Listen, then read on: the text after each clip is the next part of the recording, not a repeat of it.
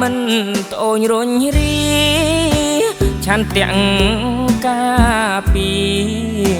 ព្រំដែនទឹកដីមិនខ្លាចនឿយហត់មិនថាយំថ្ងៃពលីដើម្បីរក្សាសន្តិភាពរែកពុនរឿងជៀនឆ្ងាយប្រពន្ធកូនទោះបីត្រូវសូនក៏មិនបកក្រួយពោជាសាច់ឈាមជូនជាតិខ្មែរហើយប្រពន្ធបងអើយអូនគុំទួចិត្តម្ខាងជាគ្រួសារម្ខាងកិច្ចការជាតិរូបបងត្រូវឃ្លាតយកជាតិជាធំជួនយប់អាត្រៀតឲ្យអូនបារម្ភធ្វើម្ដេចរូបខ្ញុំទីហ៊ានព្រំដែនអរគុណ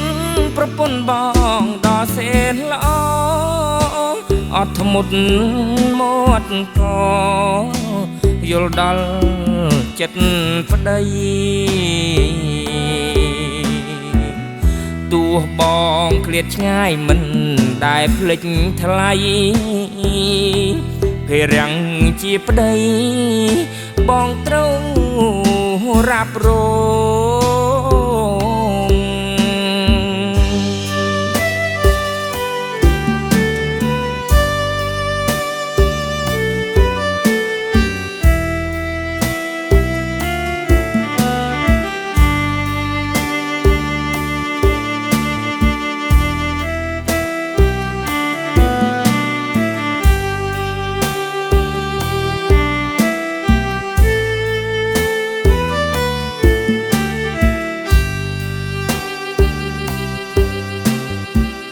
ម្ខាងជាគ្រួសារម្ខាងកិច្ចការជា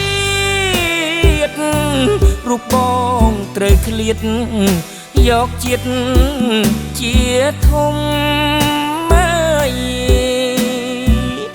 ជួនយប់អាត្រៀតឲ្យអូនបារម្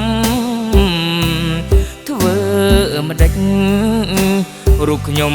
ទីហ៊ានព្រំដែនអរគុណប្រពន្ធបងដ៏សែនល្អអត់ធ្មត់មាត់កយល់ដល់ចិត្តប្តីទោះបងឃ្លាតឆ្ងាយមិនដែលភ្លេចថ្លៃភេរាំងជាប្តីបងត្រូវរ៉ាប់រ